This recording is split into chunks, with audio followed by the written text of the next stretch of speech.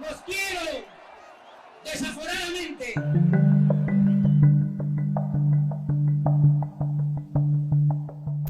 La carrera política de Andrés Manuel López Obrador no se limita a los 18 años previos a ocupar la presidencia de México. Esto se remonta a 1976, cuando a los 23 años López Obrador se sumó a la campaña del poeta Carlos Pellicer para senador de la República por el PRI. Un año más tarde, fue elegido por el entonces gobernador de Tabasco para dirigir el Instituto Indigenista del Estado. Los 5 años en el cargo le sirvieron para recorrer comunidades y darse a conocer entre su gente. Ahí en Tabasco, Andrés Manuel también se convirtió en dirigente del PRI, partido al que renunció por no estar de acuerdo con los métodos de selección de sus candidatos. En ese tiempo también nació el llamado Frente Democrático Nacional, fundado por Cuauhtémoc Cárdenas y Porfirio Muñoz Ledo. El Frente era una coalición de partidos de izquierda que postuló a Andrés Manuel como candidato a gobernador de Tabasco en la elección de 1988.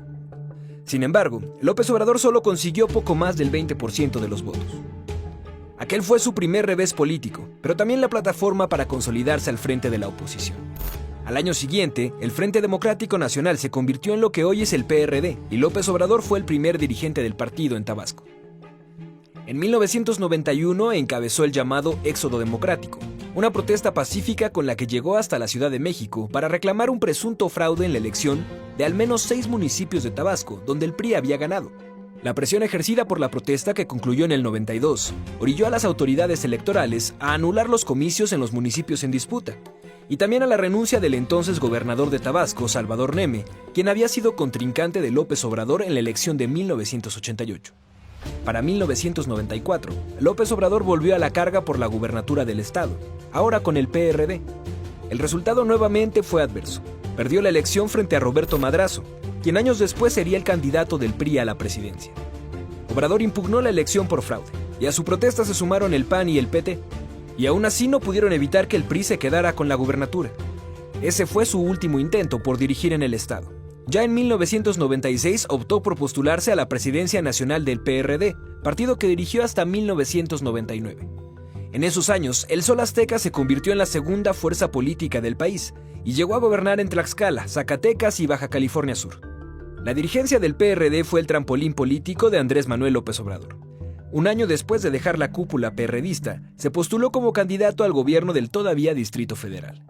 Esta vez las urnas estuvieron de su lado, y en diciembre del 2000, Andrés Manuel se convirtió en jefe de gobierno, el mismo año en que Vicente Fox llegó a la presidencia. La administración capitalina de López Obrador se caracterizó por el impulso de programas sociales, principalmente para adultos mayores, así como por la construcción de segundos pisos en el periférico. 2004 fue un año clave en su carrera política. El gobierno de Vicente Fox, a través de la PGR, promovió un proceso de desafuero en su contra por desacato a una orden judicial.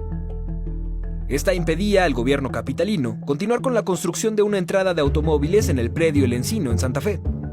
Ese mismo año, López Obrador fue reconocido como el segundo mejor alcalde del mundo. En 2005, el Congreso de la Unión aprobó retirar el fuero al político tabasqueño, lo que imposibilitaría a López Obrador para participar en la elección del 2006. Lo que sí hice todo lo que estaba en mi terreno dentro de la ley para que ese cuate no llegara a presidente. Dentro de la ley. Finalmente, Andrés Manuel estuvo en la boleta electoral y se enfrentó a Felipe Calderón, candidato del PAN, y a Roberto Madrazo del PRI, en una de las elecciones más polémicas en la historia política del país. Felipe Calderón ganó la presidencia de México con una diferencia de votos mínima sobre López Obrador, quien impugnó la elección al acusar fraude de parte del panismo. La protesta pacífica de Andrés Manuel se radicalizó en la Ciudad de México, que había convertido en su bastión político. Junto a sus seguidores, bloqueó Paseo de la Reforma para exigir al Tribunal Electoral que se abrieran los paquetes y se contabilizara voto por voto. El punto más álgido de esta manifestación fue cuando en noviembre de 2006 Andrés Manuel rindió protesta simbólica como presidente legítimo de México.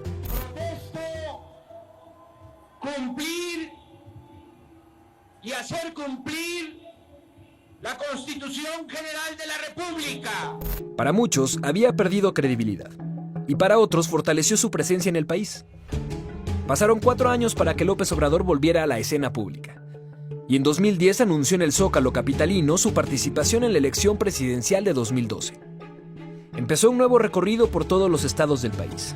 Su rival político ahora sería Enrique Peña Nieto, del PRI, y Josefina Vázquez Mota por el PAN. La elección tuvo un margen más amplio en la diferencia entre el ganador de los comicios y el segundo lugar, que nuevamente fue para Andrés Manuel. Esta vez el fraude que acusaba el tabasqueño sugería la compra de votos en campaña por parte del exgobernador mexiquense. Dicen que la tercera es la vencida, y si los votos no le daban la razón en 2018, López Obrador dijo que se retiraría de la contienda presidencial. Esta vez no lo haría de la mano del PRD, sino de Morena, el movimiento que él mismo fundó en 2014 y del que fue el primer presidente del partido. Su presencia a nivel nacional y su discurso contra la corrupción lo colocaron como favorito en las encuestas, pero en política nada es definitivo. Con el panismo dividido, pero representado en Ricardo Anaya y José Antonio Meade como abanderado de un debilitado priismo, López Obrador consiguió que el 1 de julio del 2018, más de 30 millones de mexicanos apoyaran su proyecto. Con más del 50% de los votos, se convirtió en presidente de México y celebró el triunfo en las urnas desde un templete en el Zócalo. Arropado por sus seguidores, a quienes solo les pidió esto: ténganme paciencia y confianza, porque nos están entregando un país en quiebra.